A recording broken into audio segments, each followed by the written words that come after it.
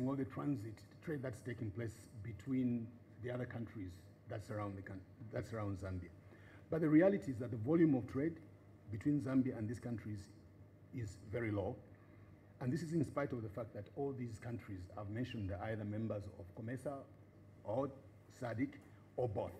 Now, if we look at the numbers, just quickly look through the numbers, you'll see exactly what the issue is. In terms of exports into the COMESA region, Zambia exported in 2005, exported 257.2 million worth of goods. By 2017, that increased to 912.5 million. If you look at these numbers as a share, an average share of the total trade, total exports out of the country, it comes to 13%. But if you break it down and look at 2005, Zambia's export into COMESA was on 11.6, and in 2017 it was 11.4. So there has been no change between 2005 and 2017. We are pretty much where we were before. And on the import side, a similar story. But if you now look at specific countries, let me just take an example of Zambia's trade with Malawi. In terms of exports, in 2005, Zambia exported 70.4 million worth of goods into Malawi. By 2017, that went up to 99.7 million. On the export side, Zambia exported 14 million into Malawi in 2005 and 14.9 million in 2017. Again, no change. The reason I'm bringing out these numbers for you to see that not much has happened. Okay, there's been a few increase in trade here, especially between Zambia and South Africa, but by and large, intra-trade is very low. And on average, if you take on average, you find that it's about 10 to 12%, 10 to 15%. It doesn't really matter, but it's fairly low. And you can contrast that with exports to the rest of the world, where Africa exports about 80%. Now, regional integration based on these statistics shows that we have basically failed to boost African trade and generate the expected structural transformation and economic diversification that should accompany it. What is the reason why? I think our approach to regional integration has been essentially problematic. Integration has tended to focus on the removal of barriers to trade with the expectation that larger markets will allow for greater specialization and higher productivity, which will permit countries to compete based on their comparative advantages. That's the theory. But the problem with this approach is that the integration effort is unwittingly, or perhaps even as a deliberate strategy, I don't know, been reduced to trade facilitation as the core concern of integration. In short, trade policy becomes integration. Now, this gives prominence to the removal of tariff barriers, non-tariff barriers, developing appropriate rules of origin, improving cross-border movements, and so forth. But the one condition that allows for trade to flourish between countries is that countries produce what trading partners want to buy. It's no-brainer that if there is little to buy or to trade, the volume of trade will be limited to the extent of the goods that are available for trading. And that is regardless of how good your trade facilitation arrangements might be. An important condition for increasing the volume of trade is really the manufacturing or production of goods that you each want to buy from each other. I gave you an example of the volume of trade between Malawi and Zambia. It is low, extremely low. And the reason is that there is not very much that myself here and my friend there from Malawi can trade between us. So this can only be achieved, therefore, by capacitating countries to produce goods or transform basic commodities into ready-to-consume goods, which can then be traded among the countries. Regional integration is meaningful within the context of policies and strategies that capacitate countries to produce what is needed by other countries. Governor, I want you to... Now, let me move. Let me just quickly summarize this. you'll get an opportunity to come back because I've given you 4 minutes. Okay. I rest my case. Yes, I'll come back. I want to give an opportunity to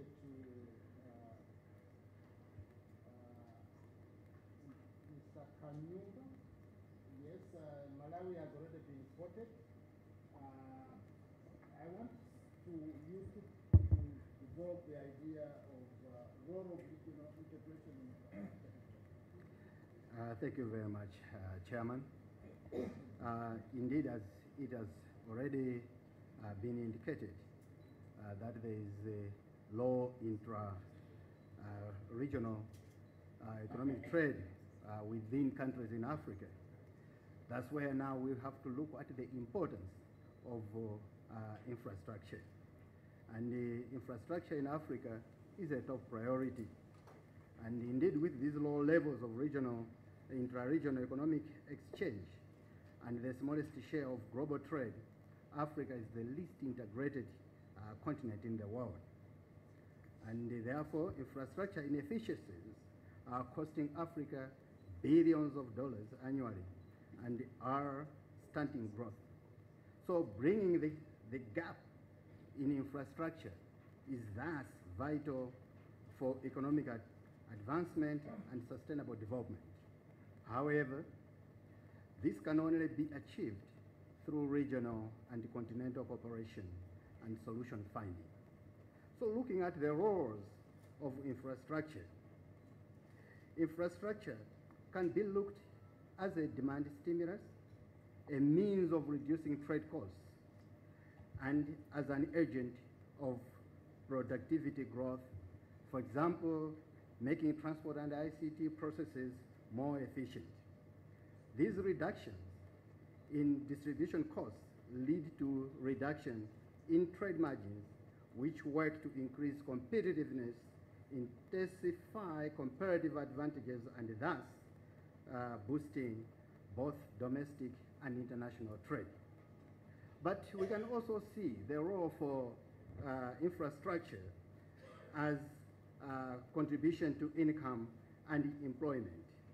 Significant economy-wide multiplier effects accelerate growth, particularly in less developed regional economies, whose initial conditions require faster investment rates to upgrade their infrastructure. Infrastructure investment creates an income output and employment. And we can also consider the role of infrastructure as productivity and innovation role. But maybe just to add, regional infrastructure and the integration should first and foremost be triggered by functionality and purpose. What is it that will bring countries and people together? This is where the issues of development corridors is important. For instance, regional integration can be facilitated by having commodities that countries trade with each other. Infrastructure will therefore be there to serve as a backbone that would support such trade. The situation in Africa is, however, different, where we see countries, instead of trading in intra-Africa, there is more of where countries are now trading outside the continent. Let me just give one of the major, one of the major economic activities, for example, agriculture, where in Africa is almost a major activity in each and every country. You see that in Eastern Africa, livestock is like a major commodity, where in West Africa, we find that crops are like major commodity. And these can help now countries that are in that particular region to come together and see what type of infrastructure can be indeed put so that we can find ourselves integrating. And that is the same with healthy issues, where you will see that in SADC, Southern African countries, TB, top 10 countries that are leading in TB cases are in Southern Africa. And that is also the same with HIV. And you find that in North Africa, genetically impaired cases are more in North Africa. So that can also help now to look at which are the healthy infrastructures that can be put together as regional communities. Thank you. Thank you, thank you. We'll move on to Ambassador. We've talked about intra-African trade, we've talked about infrastructure. We are now moving on to financial sector. What are the current impediments to achieving deeper, more growth-enhancing financial markets? Your 2 minutes, please, opening statement. Hello. I think you're giving 2 minutes to the most important aspect is finance. Because if you look at at regional integration, one of the major blocks has been financing regional integration. Now I think some stylized facts is that there is a robust evidence today that developed financial markets contribute to economic growth. And this is where I think a lot of emphasis should be placed on the development of financial markets. And in Africa, on the African continent, there has been a lot of emphasis on financial development, but there has been a lot of trial and error with first of all, with development finance from development bank, then the development of the banking sector, and then that in African markets, in the African economy, you have a huge informal market with informal finance. And economic reforms in Africa has basically followed, what is known as the IMF and the World Bank prescription of trade liberalization, financial liberalization, external liberalization, and how to integrate world financial markets. And regional financial integration is seen as a vehicle, as a step further towards world financial markets. But financial integration is good. Why? Because it affects several aspects of economic performance. This is, in theory, it increases investment, it leads to technology transfers, trade openness, it stimulates the development of financial markets, it leads to economic growth, risk diversification, portfolio diversification, and the sharing of risk. It reduces output volatility and consumption volatility. One important thing about financial integration is we have economic discipline. Now, the problem is, when you look at Africa, this is the problem, is that if you look at the stock market in Africa, it's only 2% of the world stock market level. The capitalization, African stock markets is only 2%. Imagine, how we are lagging behind. There has been several efforts in several countries. Some individual countries have been doing well to develop stock markets in Africa, but still we find that the stock markets are highly fragmented, they are small, less active, illiquid, and in terms of technology it is very weak. And one of the main problems is efficiency, informal inefficiency, and efficiency in the mobilization and even the pricing. We even have efficiency in the pricing of financial resources, even when we look at other vehicles, when we talk about financial development. Even in the banking sector, when you look at the interest rate, at the gap between lending and borrowing, we see that there's a high level of inefficiency. Now, how to increase financial integration is the big question, First of all, many institutions have been trying, many countries have been trying. It's not that they are not trying. One is, we talk about harmonization and integrating operations, try to have country to country, blocks to block, try to integrate operations within stock exchange. People have also tried to encourage African regional stock exchange, and then collaboration between stock exchange in the region. I know about Mauritius, have been trying to collaborate and trying to come with a cross-listing, with Johannesburg. And there have been efforts, towards working towards a West African regional exchange, regional stock exchange in East Africa, Central and Southern Africa. But we all know that, I think it is nothing new, that the development has been very slow. There have been many barriers in terms of legal, technical, institutional, standards, even in terms of the governing markets, even because of exchange control. So I feel that, there's a lot of barriers, both on the supply and the demand side, to develop financial markets in Africa. And this is where even individually at the national level, there are problems of developing financial markets. Then at the regional level, given the fact there are more impediments, there are more barriers, it becomes very difficult to promote financial integration. So I think we have to work on the barriers so that individually at the national level and then come to more at the regional level. Thank you. I want to move. Am I? Oh, you can't hear me. Can you hear me? I have to keep you awake. That's a task I have. I'm moving on to Dr. Is it Yeo? Yeo. One of the two at least. Yeah. Okay. This is on the issue of informal border trade, which is not captured in the official statistics. Has this affected the design and implementation of policies and interventions that support trade expansion and associated investment and employment creation? Yes, please, Director. Thank you, Chairman. I think I will continue in French.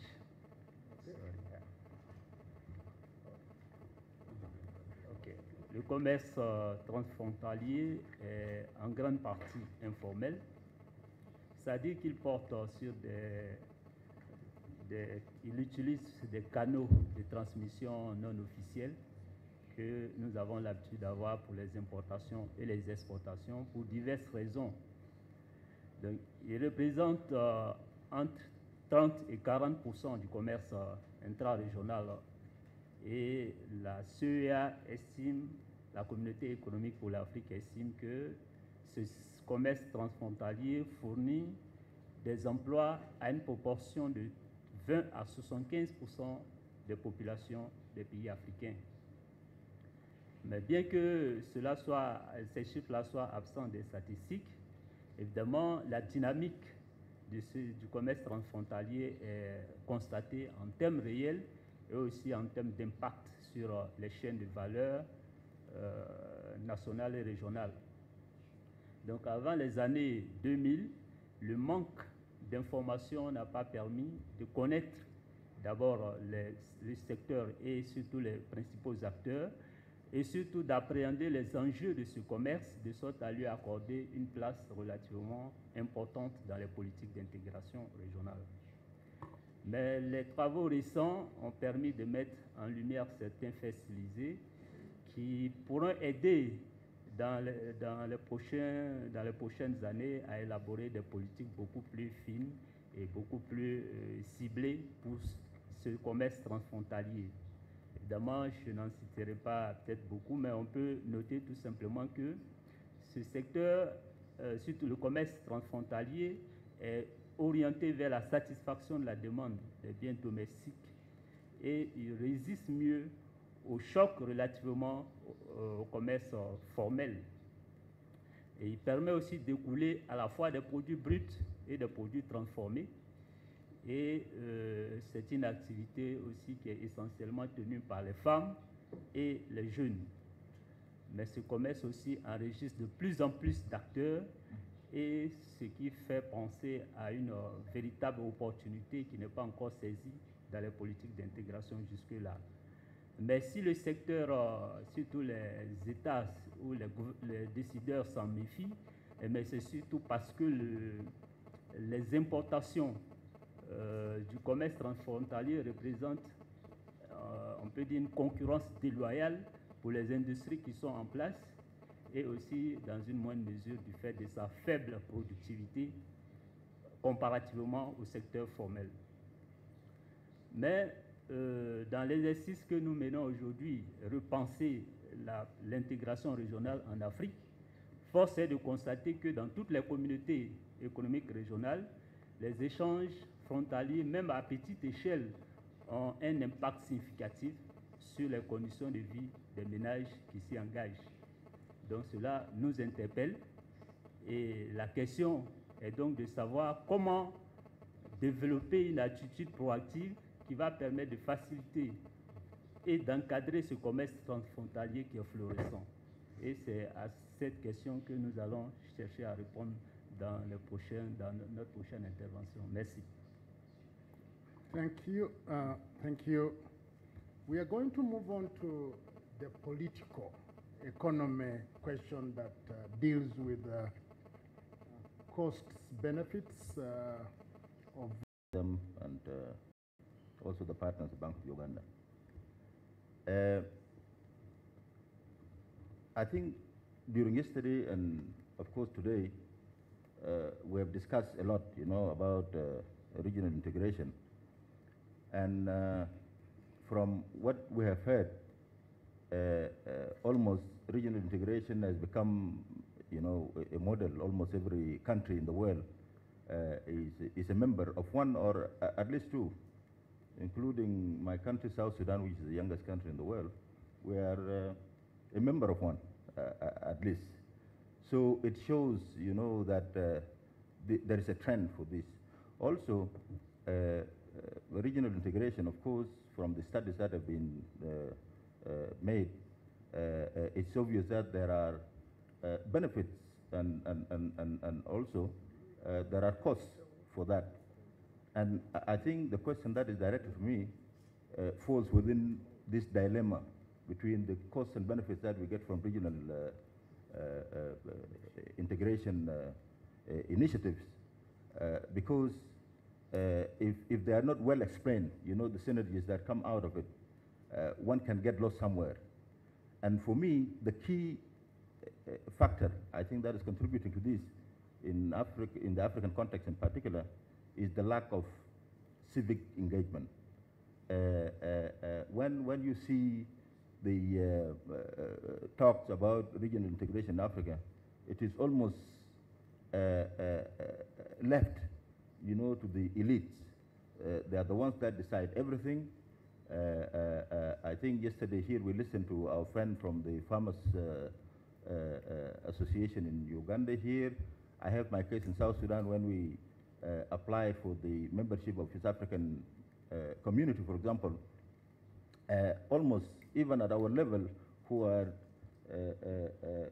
called here, to be policy makers, so many people would not know anything about it, leave alone the general public. And therefore, when there is a lack of these people understanding the costs and benefits that comes out from this, definitely anything that will come up, will cause problems. So for me, I think we can learn from other regions. You take the European Union, for example.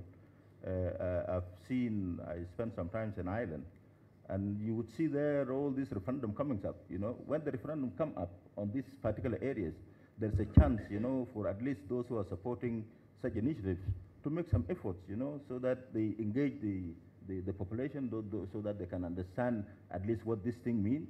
They can participate through their voting for the adoption of this particular kind of program. And therefore, there's a lock-in, there is a buy-in in terms of somebody who has supported this. And I think we need those initiatives, I think, in the future, to see how can we more involve the civic, our people, the general public, in the process of regional integration. Thank you. Thank you. Thanks a lot. We are going to move on to another area. He has touched on it. This is the issue of the overlapping membership. Some people call it a spaghetti. I think Governor Maruping is the best positioned to address this issue. Does it raise compliance costs? What policies or policy steps are required for Africa to move to the continental? And how can knowledge institutions such as AERC support this policy initiative? So Governor Maruping, please, some 2-3 minutes of an opening statement.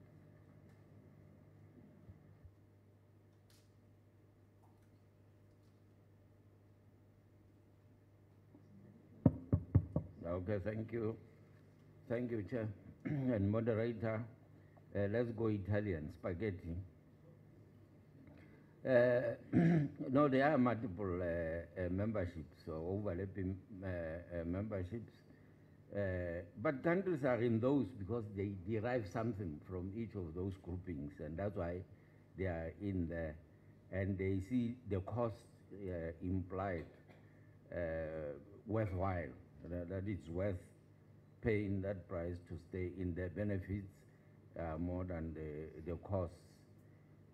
So even fiscal strains, of course, they do make compliance difficult, but they find it worthwhile to stay on.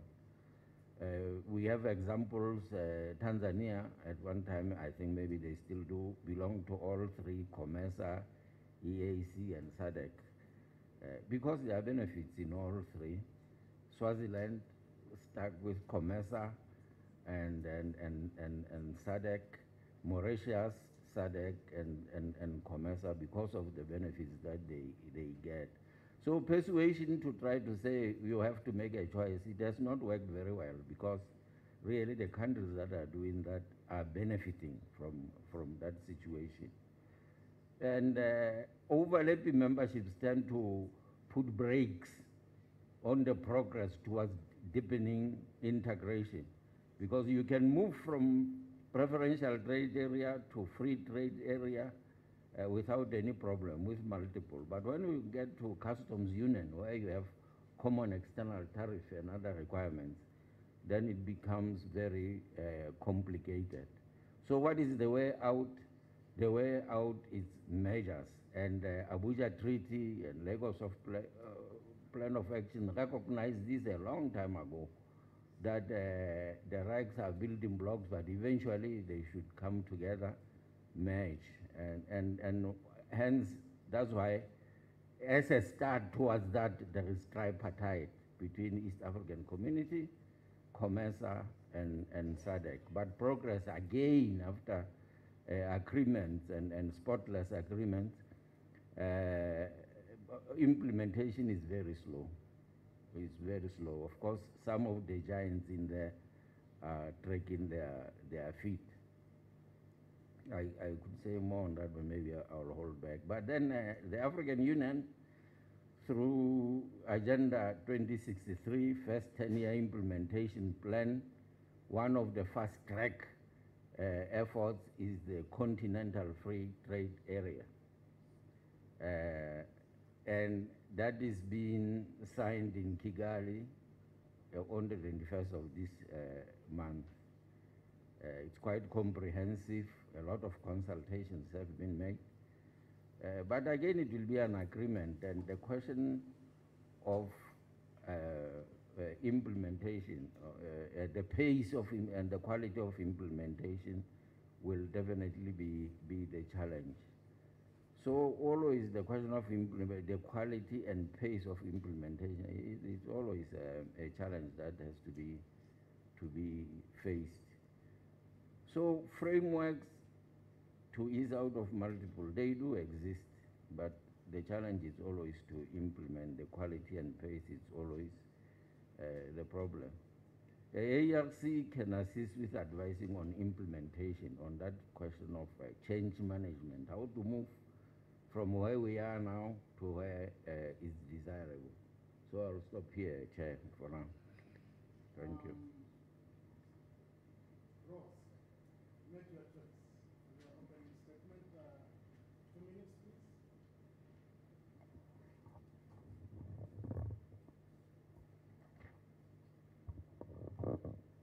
Thank you, Chair.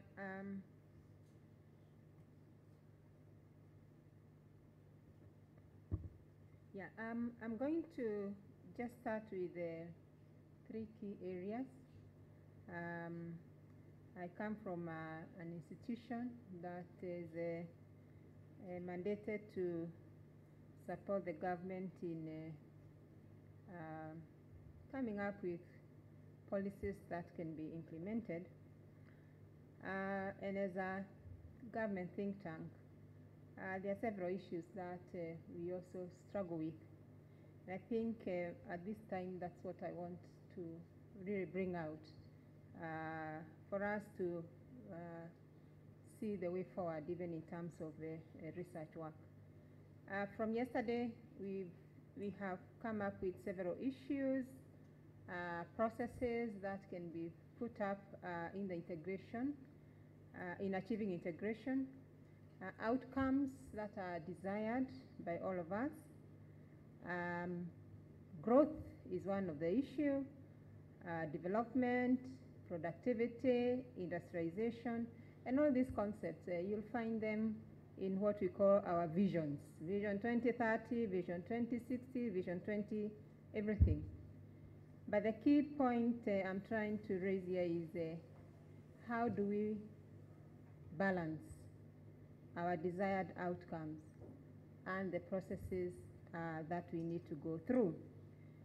Take, for example, industrialization is a key area we think we can move on with. But can we industrialize, for example, by having Africa as a second-hand market for cars, for clothing, and the like? How can we leverage our textile industries and even to come up with very strong value chains that can spread across the various countries? If we don't think about the kind of strategy that can take us there. Two, we've talked about the interests, which could be internal and also external. In the morning, we had one of the comments about the mini hubs. Each country wants to be a hub of ICT, a hub of health, a hub of air travel, a hub of financial services, and everything at the same time. How do we identify our competitive advantages in mapping out the process of integration in the region, and who should drive it? Is it the AU?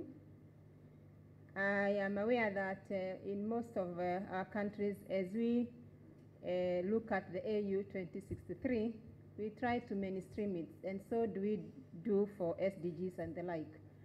But as we talk about maybe buying Uganda, buying Kenya, buying Malawi, buying everybody, at internal level, how do we achieve the external goal that we all want to deal with?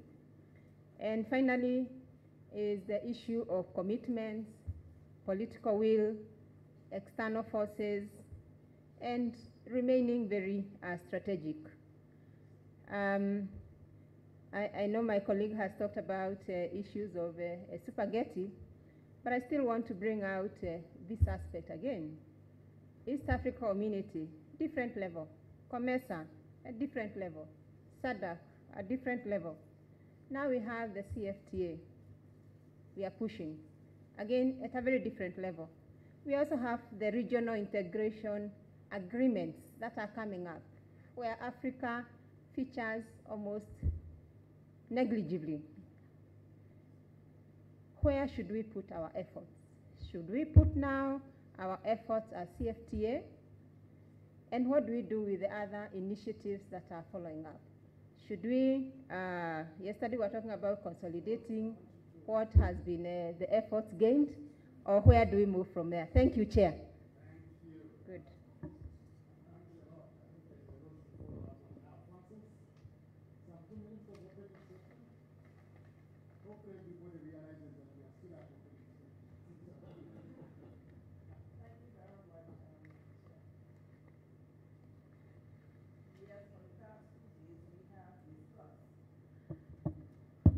However, for me, being a women activist and a gender specialist, reflecting on all the presentations over the past 2 days, a question has come to my mind.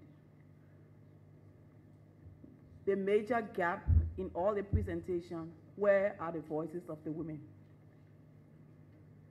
And When we take into consideration the SDG that say leave no one behind, my consideration is, with 50% of the world's population and Africa population not being captured in the dialogue that went on from yesterday, it leaves more to be desired. In terms of rethinking policies for Africa, we can no longer leave the women behind. Women are involved in several issues, including cross-border trade, farming, and industrialization.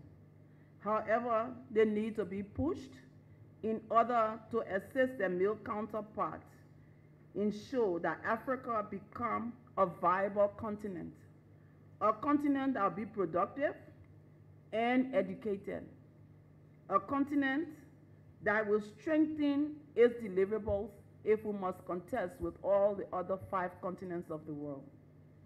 So for us, we believe that in rewriting or rethinking the strategy, a couple of things need to be taken into consideration.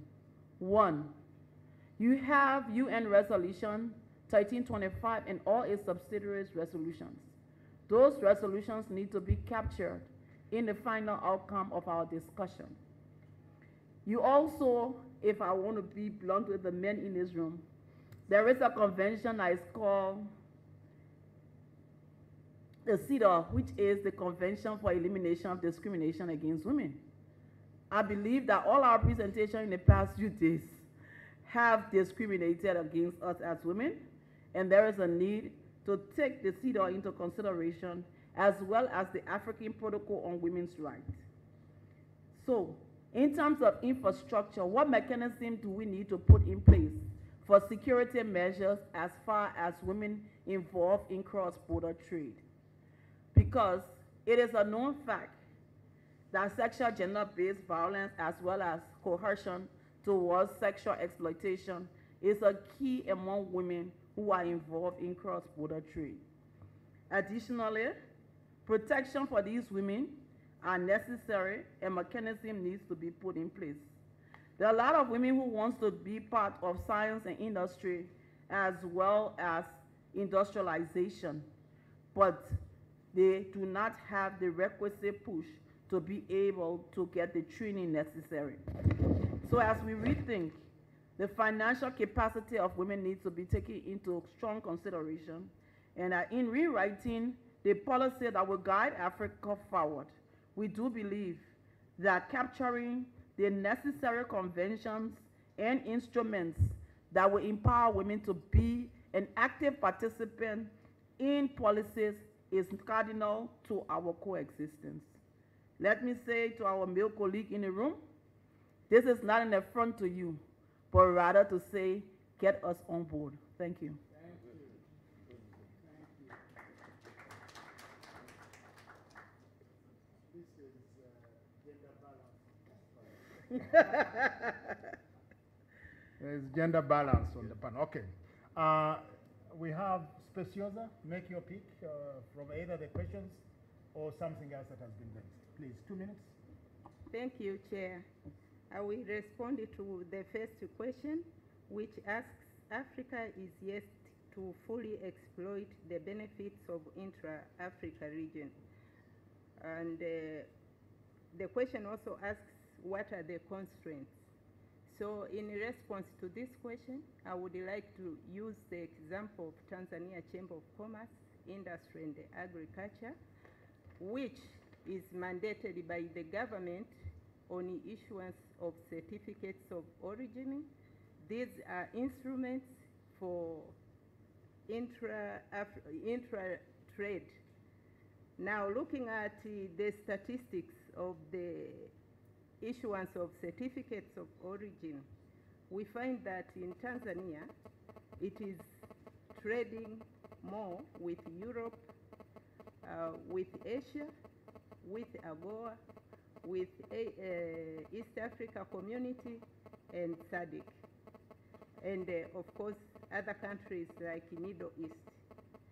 Now, Tanzania is a member of EAC and is a member of SADC. So we see there is transactions trade integration between the two regional economic blocks. And apart from that, we have other outside the African continent. What does this mean now? Countries like West Africa, Central Africa, and the rest of Africa, we don't have much any trading activities with them. So to me, I look at it, I look also on the issue of who are these trading or business traders in Tanzania. So most of those who are trading are large businesses. So then with this, you see that the issue is related with the MSMEs. We don't have many MSMEs integrating with other countries, regardless the continent where they are transacting their businesses. So now coming to look at the challenges, why the MSMEs are not doing businesses,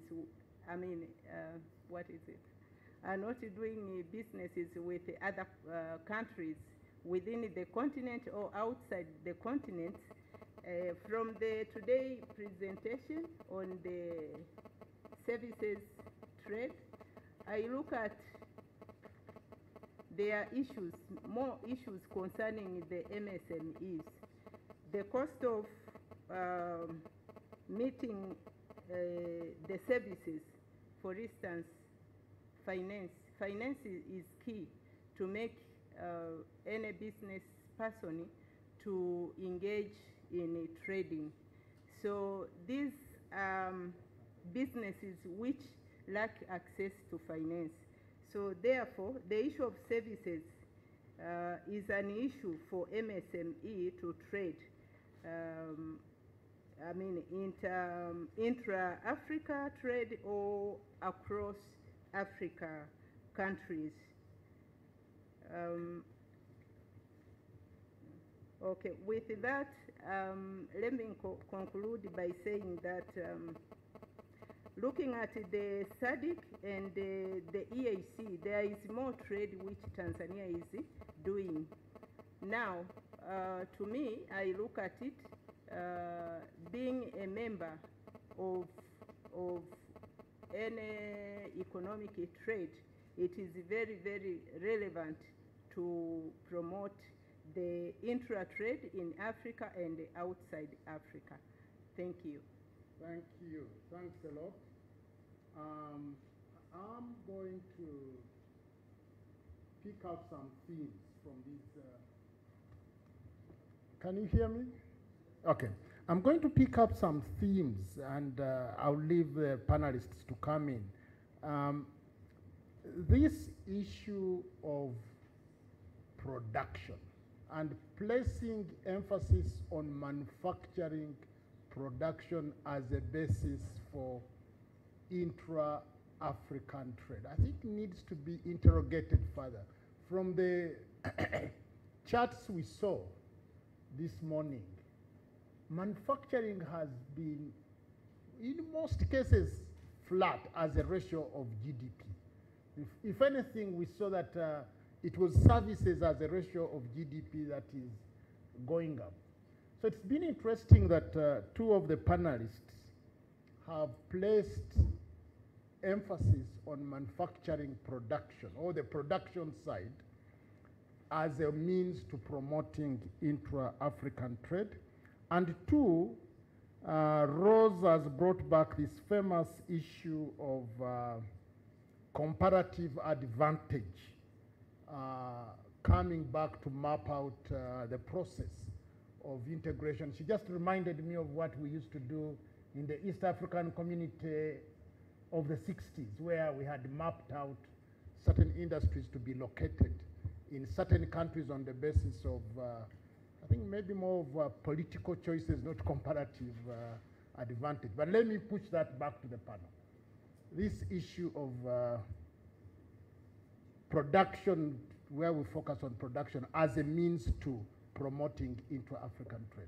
Anybody who wants to go on that particular issue? Yes. Yeah, I think the problem with technologies. I think maybe the starting point would be to think of the constraints to integration as falling in two broad categories.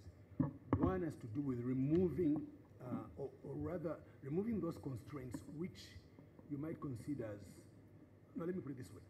There's things which are necessary for integration. Certain things must take place because they are necessary. But then there are also other things which are sufficient for integration.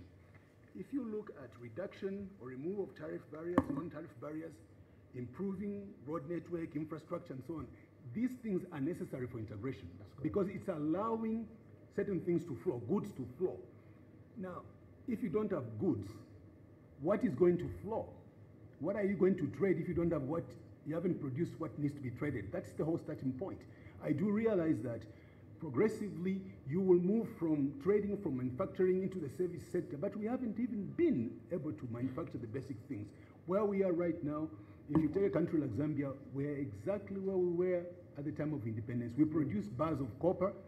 After we've done all the hard work, we put the bar of copper on a truck and it goes out of the country because we don't know what to do with it. Now, you cannot promote integration along those lines. And if you look at the composition, the export product basket composition for most of these countries, it has remained exactly the same. We continue to produce the things which we don't need to trade with each other. So for me, the basic element here, for me, the sufficiency has to do with the capacity to produce goods that other people need to buy from you. Okay. Now,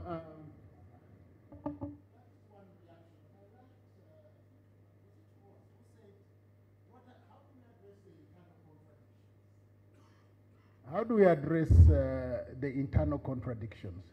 You want to promote manufacturing of textiles, but at the same time you are importing second-hand clothes. There are all these internal contradictions that we have, that you see in government policies. Who will take a lead in terms of eliminating this internal contradiction? And who is going to promote the manufacturing? Is it going to have, I know some people have recommended some state support, choosing winners by governments. I think we need to drill further into this issue of promoting production so that it can underlie. Yes, Ambassador. Hello. Yes.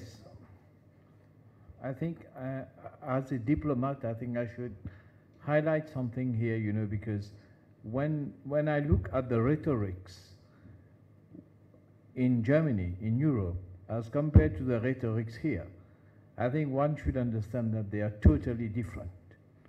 Here we are talking about integration of Africa, about production, but who are the deciders? You know, who are the people? What are the institutions which are taking decisions for Africa?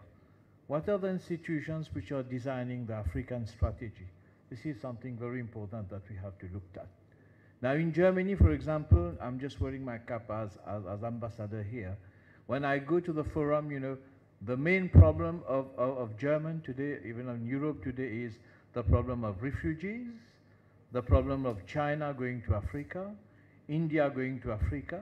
Everywhere I go, they speak the same thing. And now Germany has come forward with a Marshall Plan, okay, with a lot of initiatives in order to conquer Africa. Now Germany is making African countries competing among themselves. I can see my African friends, ambassadors like me. We are all competing to get investors from Germany to come to Mauritius or elsewhere in Africa. And as you know, there are a few countries in Africa where Volkswagen is already there today. They are coming with a training center in Kenya. They are coming with a one spare part Volkswagen in Kenya. They are choosing 4 or 5 countries, making African countries compete So which is back to square one. I think the main thing is we have to decide once for all, okay, who is going to decide the future of Africa? And this is when we would be able to decide what type of production should we go into manufacturing or should we go into servicing, what type of production should we do? Thank you. Thank you, Ambassador. Maybe Governor Maruping will help us. Do you see a role for the AU helping us map out certain processes that are going to promote production in certain corridors, and these in an environment where we never respect what we have signed? Governor Marupi. Yeah, thank you, moderator. First of all, I want to go back very briefly to your first question. That it's not just industrial. I think the appropriate word there is diversification. If you diversify, then you lay ground for more integration, because then there will be scope for trade in all those. Then I come to this one of what is AU doing? Well, AU has done something in consultation with stakeholders. They have produced African Agenda 2063, which we also see as an instrument for implementing sustainable development goals, and going a little bit more because it's broader in scope. And has taken the trouble, again in consultation with stakeholders, of preparing first 10-year implementation plan. Even this CFTA, which is going to be signed in Kigali on the 21st, is the result of 13 flagship fast-track projects or programs that have to be carried out, because the implementation is already going on. Last year we were in Mauritius for economic platform, where you have government, civil society, academia, and the private sector discussing issues. It was the first one, but it was very useful, and there will be a second one this year, later this year. There is commodity strategy as one of those 13. And this commodity strategy has to do with diversification. You saw that Zambia doesn't send copper out because they don't know what to do with it. They will know what to do with it if they follow that first 10-year implementation plan. So it has done its job. There is a framework there that is being pursued, and we hope if we do it, we always have spotless documents, faultless. And when you read it, it reduces you to tears. It's perfect, everything is there. But the problem is doing it, implementation, moving from where we are to where we want to be. And so that's where our efforts should be concentrated. Change management. Thank you. Yes, Yo. Merci. À la question de savoir est-ce que nous opérons suivant nos avantages comparatifs et est-ce que nous avons suffisamment fait pour promouvoir la production manufacturière. Si on analyse la réponse du secteur formel, bien évidemment, la réponse est non, puisque le secteur formel est incapable d'entretenir des réseaux d'échange assez performants. Si nous regardons les importations et les exportations du continent, et en termes de compétitivité, ça soulève la question de l'intégration même régionale et l'intégration aux chaînes de valeur mondiales. Mais le secteur informel, lui, il n'est pas resté inerte. Il essaie d'apporter des réponses, quand bien même il a une productivité relativement faible. Donc, comme je le disais en introduction, le commerce transfrontalier essaie de satisfaire la demande locale. Et puisque cette demande locale existe tant en biens manufacturés qu'en biens, en matière première, bien sûr qu'on se retrouve avec des réseaux qui permettent d'écouler des produits manufacturés, que ces produits soient fabriqués en Afrique ou fabriqués ailleurs. Donc, là, on peut regarder les échanges transfrontaliers dans la zone de l'Afrique centrale. Évidemment, il y a des analyses qui montrent bien que certains produits en provenance de l'Amérique latine, ils sont écoulés. On regarde même en Afrique de l'Ouest, même dans la zone CEDEAO, vous avez des produits en provenance d'Europe qui sont écoulés. Mais bien entendu, ce qui voudrait dire que si ces produits sont écoulés, c'est vrai qu'ils sont peut-être compétitifs, mais c'est parce qu'il n'y a pas de réponse au plan national concernant le secteur formel pour essayer de capter cette part du marché. Donc, bien entendu, le secteur informel, il se remonte un peu dynamique, mais on peut bien constater qu'il est limité parce que sa productivité elle-même est limitée. Et compte tenu des tracasseries au niveau des frontières, bien entendu, les coûts aussi sont relativement élevés pour que ce secteur puisse prospérer en toute tranquillité. Merci. Well, thanks a lot. Yeah, thanks a lot. I think we were trying also to address the whole issue of the multiplier effects, and I can see that the audience wants to come in on some of these issues under hot pursuit. So I think, can I recognize Governor Caleb? I think you want to come in and engage on this particular issue. Thank you, Chair. Yeah, I want to just make a few comments. Listening to, obviously there are a lot of very useful ideas we have received here. But recently there has been a debate in Zambia commenting on our late President, Michael Sata. I think he made a statement that Africa has been let down by its educated people. You know, we are the people who should provide solutions, but mostly we can't. And when we try to find solutions, they are so complicated that nobody can benefit from them. That is partly one of our biggest problems. But I also want to pick it up from what Madam Graves said, that the voiceless, the issue of the voiceless. In fact, a few years back when we were in Abidjan, my wife was doing a project called Integrating Africa from the Grassroots. Because those of you who have seen what is happening in West Africa, women moving from country to country trading, they know what is tradable across the border. But the biggest problem these traders were facing was that the customs people were always confiscating this. Instead of learning from what can be sold across the border, we see them as committing offenses. I experienced a similar problem when I was on the board of the Zambia Revenue Authority.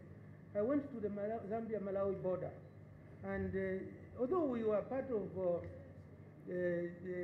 SADC as well as COMESA, people were going to Malawi to buy something from southern bottlers, and technically they were not supposed to pay any duty on those things. But because they didn't know, they were being chased. You know, there we've just got past. There are no proper borders in most cases. They were being chased by policemen, having their things grabbed, or sometimes a corruption deal made to allow them to share what they had brought in, basically legally.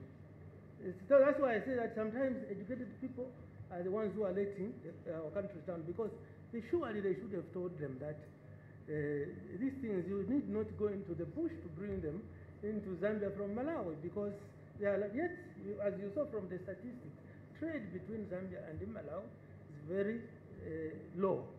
Now, why is this happening? Are there things we can export? Of course there are things we can export. If you followed the thinking of integrating Africa from the grassroots, indeed, you can learn a lot about what can be sold in the next country.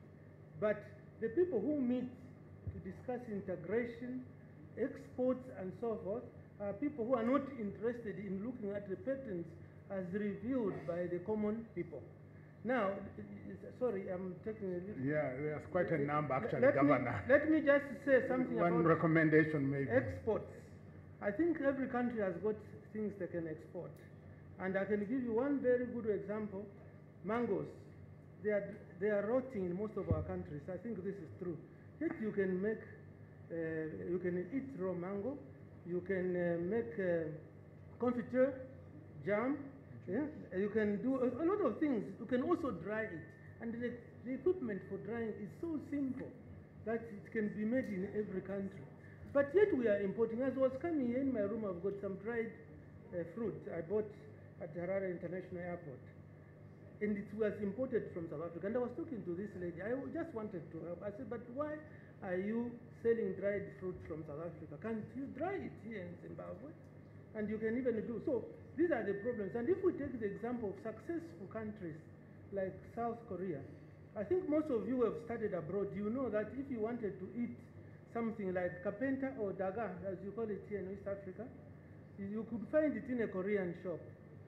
Even when I wanted something like milimi to make my ugali, I could find even rice, pounded rice from a Korean shop. But there are a lot of Africans in Europe who could have been taking these things into Europe for those Africans who want to eat them. The first maize meal I bought in UK was from an Indian shop, those whom we expelled from Uganda. Here. Yeah. Governor, I want to take... So I'll put my guest to rest. Okay, you have. Now, can I take... Yes, behind the governor, please. Adam. Thank you, Mr. Chair. It's working? Okay, thanks, Mr. Chair. Yeah, I think the discussion on economic diversification and industrialization for regional integration is a valid one. But still, I think regional integration is beneficial, even when we are at a very low stage of development. And I said this before, maybe when I was a college student in the 1990s, we used to have textbooks that tell us that African countries cannot trade among themselves because they have similar economic structures. We do not have to wait until we have different economic structures. Today, Tanzania, Kenya, and Uganda are the main trading partners for each other. Probably for Tanzania, for Uganda today, it is India, Kenya, Uganda. Sometimes it is Uganda, it is Tanzania or Kenya that is the first trading partner. If you look at total trade, total exports and imports, Kenya is by far the main trading partner for Uganda. So we are not there, but we have to start. What I would like to say is that regional integration brings benefits and costs in the short run, but in the long run, we will all benefit. We have to look at trade creation. Our calculations in ECA in preparation for CFTA, which will be signed this month, shows that in terms of trade creation, the benefit is very high, both in the short run and in the long run. But because of trade diversion in the short run, there can be costs to some countries. So we have to work out how to address these costs and share benefits equally. In the long run, the cost is positive because of trade facilitation. So we have to work on infrastructure, and rules and regulations, standards, and so on to facilitate trade so that we all benefit. Thank you. Thank you. Thank you. Can I come on to the... Yes, please. Make your pick. Thank you. Yes, Governor Ngandu. Yes. Well, I'm Chami from Tanzania. Governor Ngandu did speak, painfully about the low state of intra-African trade, and he even gave statistics between his own country and Malawi. Now, since we are so much interested in promoting intra-African trade. What do we think about economic partnership agreements between Africa and the EU? Are they helping promote integration on the continent? And the reason I ask this is that one of the clauses that are being contested is the most favored nation clause, whereby a bloc in Africa that is negotiating with the EU will actually offer those terms to EU. Any terms that they enter with any other trading partner or any other bloc, those terms, the favorable terms, must also apply to EU. Now the question is, if we sign EPAs and we open our doors completely to EU products in our blocks, will that enhance economic partnership? Will that enhance inter-trade, African trade in Africa? Will it improve trade? Will it improve integration? And in tandem to that, why is that EU is negotiating with some blocks but not African Union? Why doesn't EU as a continental body speak with the continental body in Africa, but instead EU is choosing to speak with East African Community, ECOWAS, SACU, and others? Thank you, Mr. Chairman. Thank you. Thank you. Yes, I'll come back to you. Let me just take 1 second, another question from the middle. I'll come back, okay? Yes, can I take yours, please? Microphone. Can you use the one next? Is going straight to Africa, the transatlantic trade. Thank you, Chair. My name is Dr. Machila from Malawi, Lilongwe University of Agriculture and Natural Resources. There is a lot based on the discussions and deliberations that are taking place in here, but in order to harness a proper center, for integration in Africa, there is need to institutionalize it in the academia, because otherwise such particular talk could just be like a talking show. Looking at the 2063 African Union agenda, if we are to reach to that particular point, there is need, and let me make a proposition maybe for members to deliberate. If we can be able to set up Center for African Integration, which can be housed at any other university in Africa, so that the young ones who are quite vigilant could be trained on how to engine integration of Africa in the area of transport, in the area of manufacturing, in the area, so that everything that we are trying to deliberate and we don't have solutions, that could be like a think tank for Africa, so that by the end of time, you could be able to see that those are the people that will be moving forward with energy and then replace our efforts that we are trying to discuss in this particular, in such meetings that we are having at this particular point. Mr. Chair, through you, if you can look at maybe at the representation here, we are maybe all of us remaining with 20 years, then we'll be retiring. And it means that whatever we'll be discussing by the year 2063, it will be a thing of the past. So there is need to empower the young ones so that the African demographic dividend, that they should be able to take over the mantle and bring Africa as one in the long term. Other than that, I'm afraid we cannot make it. Thank you. Yeah, my fear is that if the older ones don't implement what you have recommended, you may overthrow them. You have the powers of numbers. But why don't we come back to, I want to take a second one from my extreme left. Is there any other? Oh, a quick one, please. Thank you, Chair. Mine is going to be quick. My name is Lusanda from South Africa, the National Planning Commission Secretariat. I think the discussion, we agree as policymakers sitting here that regional integration is important for the continent. And also I think somebody mentioned, if I'm not mistaken, yesterday that we do have policies towards this regional integration. But the missing aspect in terms of the discussion is what Dr. Maroping has raised in terms of the implementation. What needs to be changed? As African countries, we do have those policies. They are there. We know what needs to be done. But the lacking aspect is the implementation. Is there something that we can propose as policymakers in order to change that? Is it about the policy, or is it about the mindset of us as African countries in terms of what needs to be achieved? That's something that I thought I should just throw in the discussion.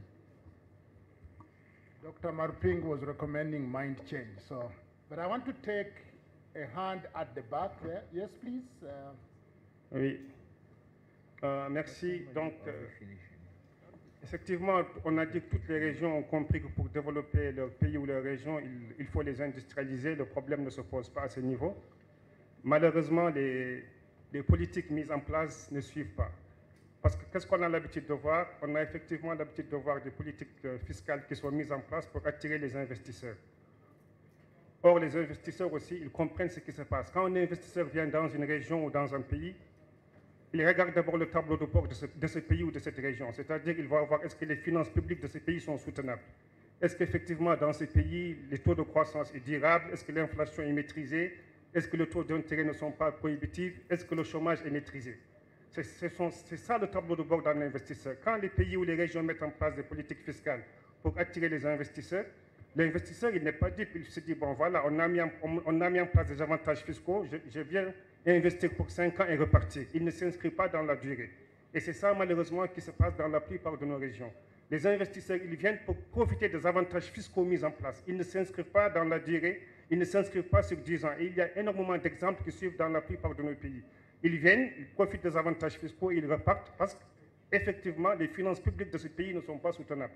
Vous allez voir qu'au bout de 3 ou 4 ans, quand un pays a un taux d'intérêt prohibitif, il est sûr que sa croissance, au bout d'un temps, va repartir vers la baisse. Et c'est ça, malheureusement, qui se pose pour la plupart de nos régions. Je vous remercie. Yeah, thanks for your participation for now. I wanted to come back to the panel, but maybe I take yours. If you can be very quick, I'll take yours. Can you be quick? You will not. Oh, if you are very, very honest. I think I want to come back to this panel. The elites have been blamed, the politicians have been blamed, the youth are anxious and they want to participate. We have those who are the voiceless, people who are not participating in this integration process, the youth, the women. So, my panel, you need to help us in terms of some recommendations. I mean, someone asked a question.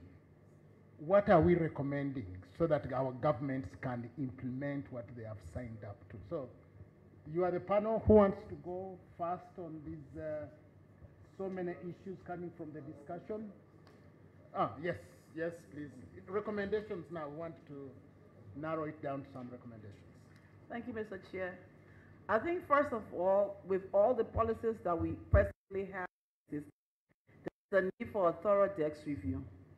What exists, and let's see, document the listing of the activities that have been put in place, and look at it and see what has worked and what has not worked. What has not worked can be scrapped, and what has worked can be strengthened for further implementation. But I also think that even if we do this, if we do not have the political will or the buy-in of our leaders, we'll be wasting our time. Because at the end of the day, they are the final decision makers. Thank you. Thank you. Yes, let me take start with the former minister, please. Yeah, thank you very much, Chair. I would like to give a rejoinder to the last speaker, as somebody who has also been in politics and at that level.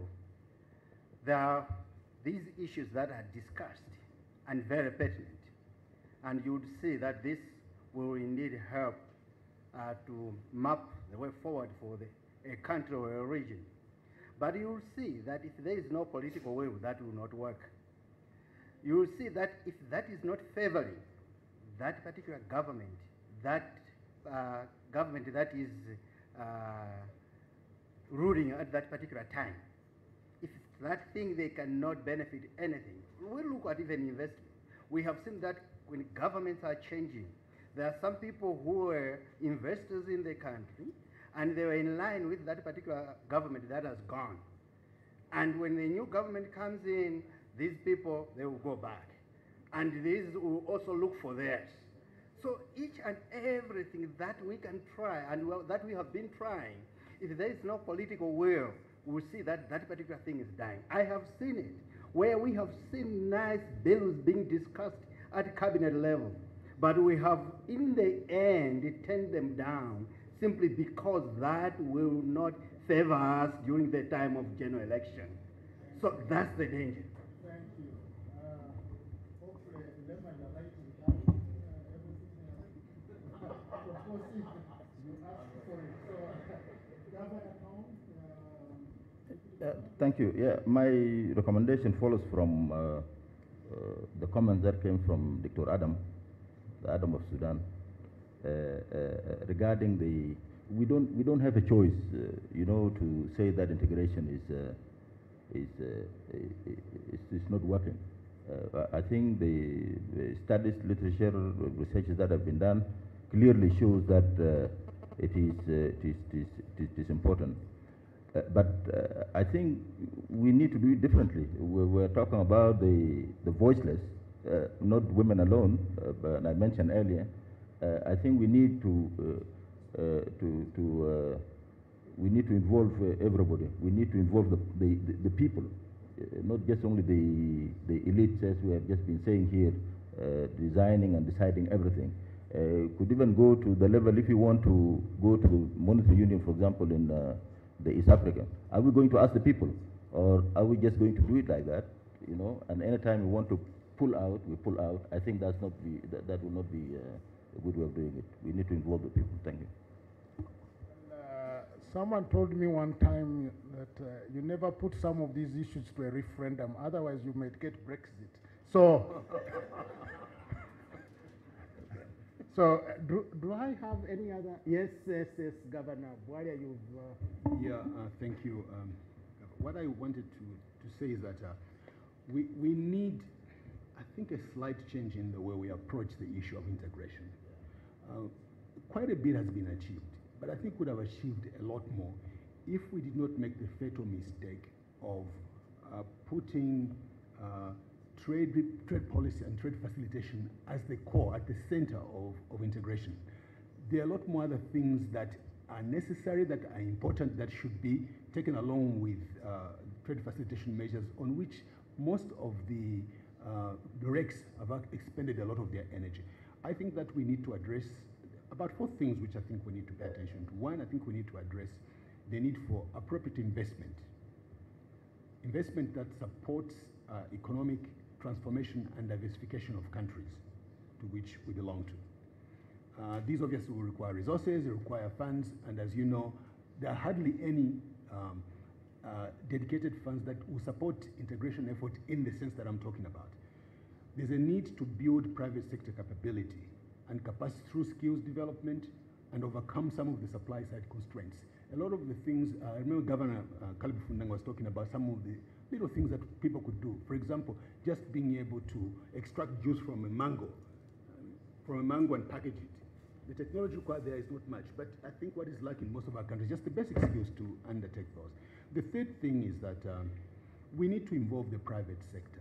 I think we have agreed here that a lot of this discussion that takes place among the policymakers, yeah, and among the politicians, the public sector.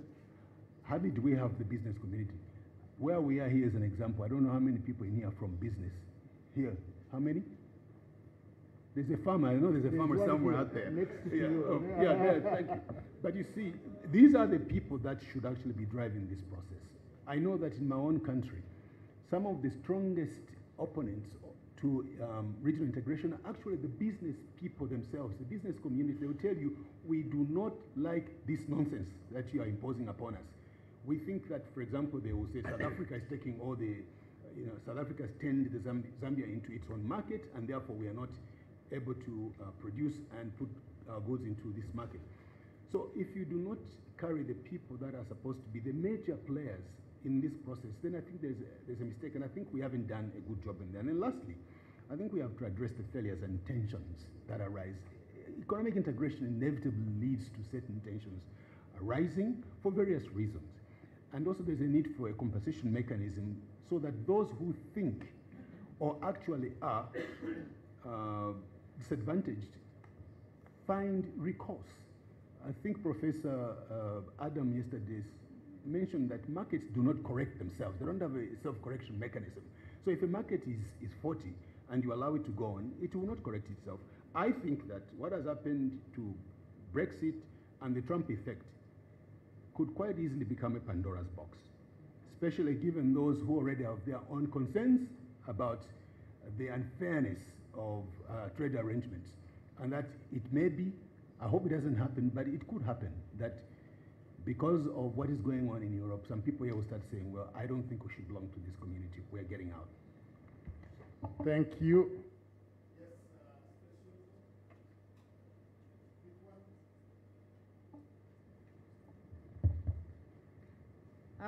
I'm recommending on having a private sector left free from political driven. Many times in our countries, we find that when a business community are ready to export or have goods to export, sometimes are restricted by governments. So they have to be left free so that they can be able to do their businesses. Thank you. Thank you. Oh yes, I have another 3 on this side. Why don't I just go sequential? I start with you, please. Quick ones. Okay, thank you. Peut-être en ce qui concerne le commerce transfrontalier, bien entendu, beaucoup l'ont dit, les obstacles sont visibles. Malgré tous les accords qui sont signés, vous avez des obstacles de part et d'autre des frontières, vous avez des services de police, vous avez des services de douane, vous avez l'immigration, la gendarmerie, tout ce que vous aviez pour vraiment contrôler les flux d'échange.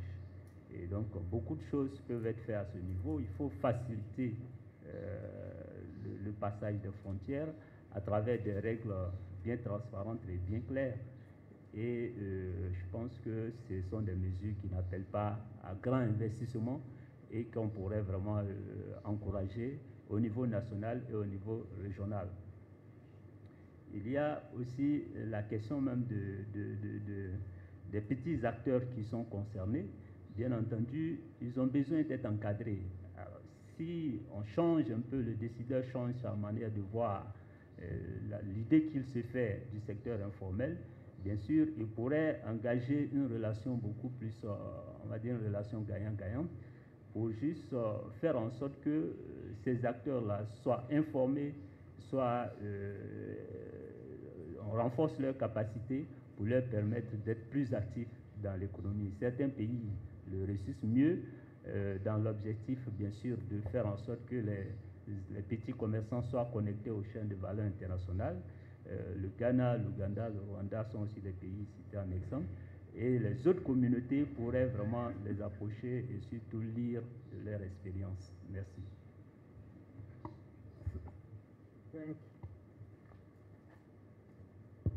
Thank you. Dr. Martin, please. Yeah. First, I want to underline or write in bold that question of inclusion. I think what we have been trying to say is inclusion. Not only should we have the public sector, but we must have the private sector, but also civil society. Also civil society. And also we have to engage women. I want to underline that because if we want to move forward, we have to use all the capability or endowments that we have. Now, if you exclude women, it means you are not using all that we have. So we need those brains we need that energy to move forward, not part of energy, not part of the brains we have on the continent. We must really engage the youth. Youth have, they can innovate, they have the energy, they have the dedication. So we should unleash that power, those good qualities that the youth have. And after all, they are a majority now on our continent. But also I want to plea also for inclusion of people living with disability. Well, just because someone is visually impaired or something like that doesn't mean that they can't produce anything. And then we waste the time of a young person leading a visually impaired person to beg in the street. Elsewhere, those people work. They do useful work and they add value. And that can be done and is being done elsewhere. So during consultations and implementations, inclusion is very important. And there has to, of course, be clear, strategic frameworks, action plans and programs and so on.